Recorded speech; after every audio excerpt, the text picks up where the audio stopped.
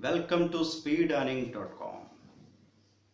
Stock market में पैसा बनाने के लिए ये जो मौका आया है, ये पिछले 40 सालों का सबसे बड़ा मौका हो सकता है। इंडिया ने कभी भी वर्ल्ड में इस तरह का पोजीशन नहीं रखा था।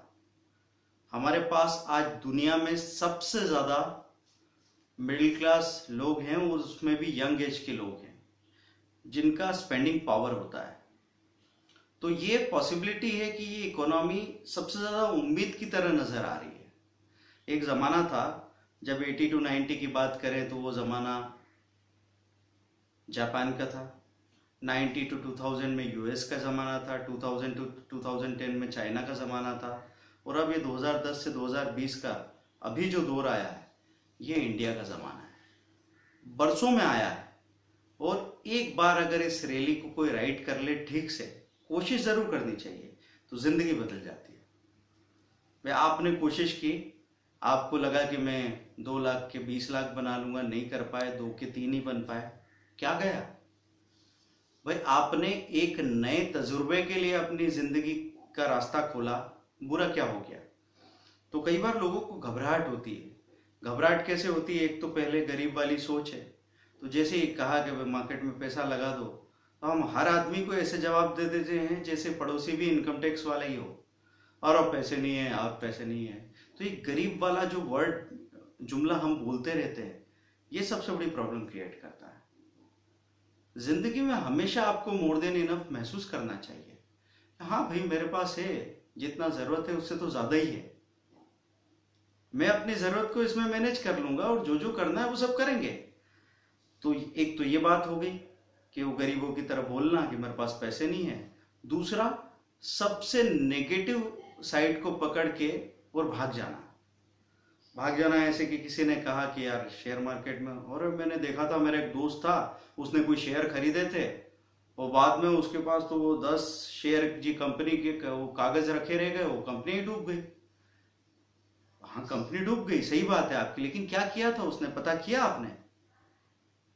उसने बगैर जाने समझे अपने शहर से 10, 20, 25 किलोमीटर दूर जो एक छोटी मोटी फैक्ट्री नजर आई, और जिसने जो चिपका दिया वो स्टॉक उठा के रख लिया। क्या उसने इंडिया के टॉप 100, टॉप 10, टॉप 50 स्टॉक्स में पैसा लगाने के बारे में सोचा था? नहीं सोचा था। तो फिर उसको नुकसान हुआ होगा। तो आप इस वजह से ये सोच के कि जैसे 10 शेयर आपने खरीदे या 25 शेयर आपने खरीदे, इसमें से एक कंपनी डूब गई, आप कहोगे देखो वो डूब गई ना, वो बस बात खत्म हुई, बात खत्म, मेरे को करना ही नहीं, बात खत्म हो गई। हम तो ये भी नहीं समझ रहे हैं कि 10 कंपनी में से एक जीरो भी हो जाए तो 9 मिलके इतना फायदा देगी जो आपके दूसरे इन्वेस्टमेंट से 3 गुना ज्यादा होगा। तो आपके नाना करने से, आपके गर्दन हिलाने से, आपके डिनाई कर देने से दुनिया की गति थोड़ी रुक जाएगी। आप अगर एक तेज दौड़ते हाईवे के बाजू में बैठ जाओ और मुंह फेर लो, तो दुनिया चलना नहीं छोड़ देगी, दुनिया चलती रहेगी। हाँ, थोड़ी देर बाद आपको लगेगा कि यार मैं कहीं पीछे छूट गया, और पीछे छूटना कोई बड़ी बात नहीं है, आगे जाना कोई असल बात नहीं है, आगे पीछे कुछ होता ही नहीं है। असल बात ये होती है कितना तजुर्बा लिया जिंदगी का, मैंने भी क्या चखा, मैंने भी क्या आजमाया। नहीं तो हम वहीं बैठे बैठे फ्रस्ट्रेट होके निकल लेंगे। तो एक सबसे आसान तरीका मैं आपको बता रहा हूं कि आपके पास जो भी पैसा हो, 5,000 है, 20,000 है, 50,000 है, 1 लाख है, जो भी हो, मुद्दा यह है वो किस गति से बढ़ रहा है। तो एक आसान सा तरीका, इतना सिंपल कि जिसमें आप कभी हार ही नहीं सकते। सपोज किसी के पास सिर्फ 10,000 रुपया निकाला उसने, और उसको क्या करना है, बाजार कितना भी तेज रहे, अभी कितनी बड़ी बड़ी खबरें आए कि निफ्टी 10 के पार, निफ्टी 15 के पार चली जाएगी, 20 के पार हो जाएगी, तो भी इसके आगे जाने से पहले हर 4 से 6 महीने के अंदर एक लॉन्ग करेक्शन आएगा। साल में कम से कम 3 बार डिप आता है। डीप ऐसा कि बाजार गिरता रहता है, महीने 1.5 महीने तक गिरता गया, ऊपर ही नहीं आ रहा है। तो हालत यह हो गई कि निफ्टी कहीं 9600 से गिर के 9300 एक महीने बाद दिख रही है आपको। आपने उस डिप में अपना जो 10,000 रुपया था, उसमें से 3,000 रुपए के शेयर खरीद लिए। बाजार अगर कहीं और गिर जाता है तो 2000 के और खरीद के बैठ जाएंगे, छोड़ देंगे 3 महीने के लिए, और जो भी उसमें से रिटर्न आएगा वो बुक करके बाहर आ जाएंगे। कितना आएगा? पॉसिबिलिटी है 10 से 15% की। मतलब इतना आसान तरीका बता रहे हैं कि पूरा पैसा तो हमने डाला ही नहीं और कभी भी हम बाजार में इन्वेस्टेड नहीं रहे।